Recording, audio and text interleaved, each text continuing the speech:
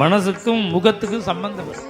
எந்த சிரமம் இருந்தாலும் வெளியில வேணா பேச்சில் ஆக்ட் பண்ணலாமே தவிர முகம் காமிச்சு கொடுத்துருமே. பகவானுடைய இந்த திருமுகத்தினுடைய சோபையை இந்த ராஜ்ய நாசத்தினால போக்க முடியும். இந்த 6 மணி நேரம் 8 மணி நேரம் அந்த கௌசல்யக்கு பல வருஷம் மாதிரி இருக்கும்.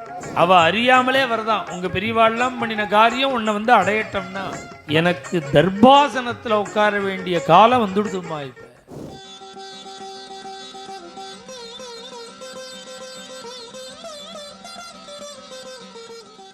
எதிர்பாராமல் இவ்வளவு பெரிய ராஜ்ய நாசம் ஏற்பட்டும் சுவாமியினுடைய திருமுகத்தினுடைய சோபை இருக்கு, அது கொஞ்சம் கூட மாறாமல் எப்போதும் போல திருமுகம் இருக்கு.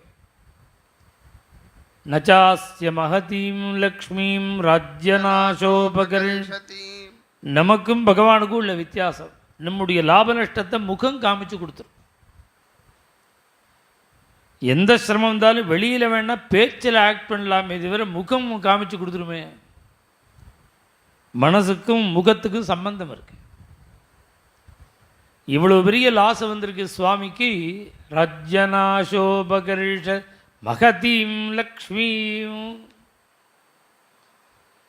பகவானுடைய இந்த திருமுகத்தினுடைய சோபையை இந்த ராஜ்ய நாசத்தினால போக்க முடியும். எதுபோலன்னா இருட்டுனால எப்படி சந்திரனோட பிரகாசத்தை குறைக்க முடியாதோ அதுபோல. இன்னும் சொல்ல போனால் என்னன்னா இருட்ட தான் சந்திரனுக்கு பிரகாசமே தெரியும். இருட்டினா தான் சந்திரன் இருக்கிறதே தெரியும். அதுபோல் இந்த ராஜ்ய நாசத்தினால தான் சுவாமிக்கு ஜகத்து முழுக்க கியாத்தின்னு காண்பிக்கிறார். உலகம் முழுக்க ஒரு பெருமையே ராஜ்ய இழந்ததுனால, ராஜ்யத்தை விட்டுட்டும் பிதிர்வாக்கிய பரிபாலனத்துக்கு காட்டுக்கு போனதுனால தான். ஏதோ அப்பாட்ட அம்மாட்ட தைரியமாக பேசிட்டு வந்துட்டார். தவிர வாசலுக்கு வந்த உடனே சுவாமியினுடைய திருமுகம் தாரயன் மனசா துக்கம் இந்திரியாணி நிகிருஹ்யச்சா. மனசில் அவ்வளவு துக்கம், மனசில் உள்ள தாபம் கண்கள் வழியாக திருமுகம் வழியாக வெளியில் வந்துடக்கூடாது. நிகிருஹ்யச்சா, எல்லாத்தையும் அடக்கின்ற. ஏன் இவ்வளவு துக்கம்னா ராஜ்யம் போகிறதேன்னு இல்லை, இந்த துக்க சமாச்சாரத்தை அம்மாட்ட எப்படி சொல்கிறதுன்னு பயம் வந்துடுதா சுவாமி. மனசில் துக்கம், நம்ம அம்மா நம்முடைய பிரிவு தாங்க மாட்டாளே, அவளை எப்படி சொல்கிறது, அவள்கிட்ட அவளை எப்படி சமாதானப்படுத்துறது, எப்படி கிளம்புறது. தாரயன் மனசா துக்கம். இந்த ராஜ்ய நாசத்தினால துக்கம் இல்லை, அம்மாவை நினைச்ச துக்கம். பிரவிவேசாத்மவான் வேஸ்ம. இப்பேற்பட்ட தன் விஷயமா துக்கமே கிடையாது அவருக்கு. ஆத்மவான் மகாஜானியா சுவாமி. மாதுரப்பிரியசம் சிவான். நேரா கௌசல்யனுடைய அரண்மனைக்கு போகிறார். இப்போ காட்டுக்கு கிளம்பணும், அம்மாட்ட சொல்லணும். ராத்திரி முழுக்க கண் விழித்து ஜபமும் ஹோமம் அர்ச்சனை எல்லாம் பண்ணிட்டு இருக்கா கௌசல்ய. பிரபாத்தே துவகரு. கார்த்தால எழுந்துண்டா, விடிகார்த்தால 5 மணிக்கு போனால் ஸ்நானத்தை பண்ணி புது பட்டு புடவையை எடுத்து கட்டிண்டு நிறையா அலங்காரம் பண்ணிட்டு சர்வாலங்கார பூஜிதையா சாக்ஷௌமவசனா கிருஷ்டா. ரொம்ப சந்தோஷம். ரங்கநாதனை ஆராதனை பண்ணும்பொழுது அது சந்தோஷம். இன்னைக்கு புத்திரனுக்கு பட்டாபிஷேகம் வேற. ஏதோ சுவாமி பட்டாபிஷேகத்துக்காக தான் விசேஷ பூஜையோன்னா நித்தியம் விரதபரா. நித்தியமே இப்படிதான். இப்படி கௌசல்யா தேவி ஆராதனை பண்ணிட்டு இருக்கா ரங்கநாதனை. சுவாமி வந்தாராம் கௌசல்ய பார்க்கறதுக்கு. சுவாமி வந்துட்டார்னே அந்த தலை தெரிஞ்சுது எட்டி.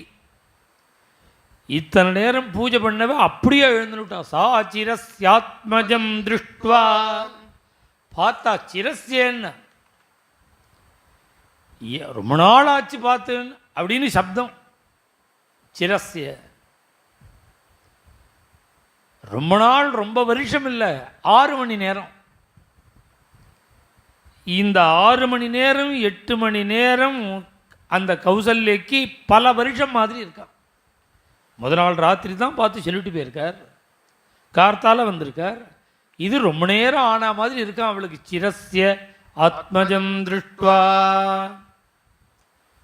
ஓடி வந்து ராமரை பார்த்த உடனே ஓடி வந்துட்டா. உடனே சுவாமி நமஸ்காரம் பண்ண. அப்பா அம்மாவை எப்போ பார்த்தாலும் நமஸ்காரம். இப்படி சேவிச்சார் சுவாமி. சேவிச்சா ஆசீர்வாதம் பண்ணணுமோனு, ராமா உங்கள் சூரிய வம்சத்தில் வயசான தர்மாத்மாக்கள் ராஜரிஷிகள்லாம் என்ன தர்மத்தையும் கீர்த்தியையும் யசஸையும் அடைஞ்சாலோ அதை நீ அடைவாய். விருத்தானாம் தர்மசீலானாம் ராஜரிஷீனாம் மகாத்மனாம் பிராப்னுகி ஆயுஷ்ச கீர்த்திஞ்ச தர்மஞ்சோபகிதம் குலே. இந்த குடும்பத்தில் முன்னோர்கள்லாம் அடைஞ்ச கீர்த்தி, தர்மம், ஆயுசு எல்லாத்தையும் அடையும். இது எதை காண்பிக்கிறதுனா, வார்த்தகே முனிவிருத்தினாம்னு வயசானவா பண்ணுற காரியம் காட்டுக்கு போகிறது.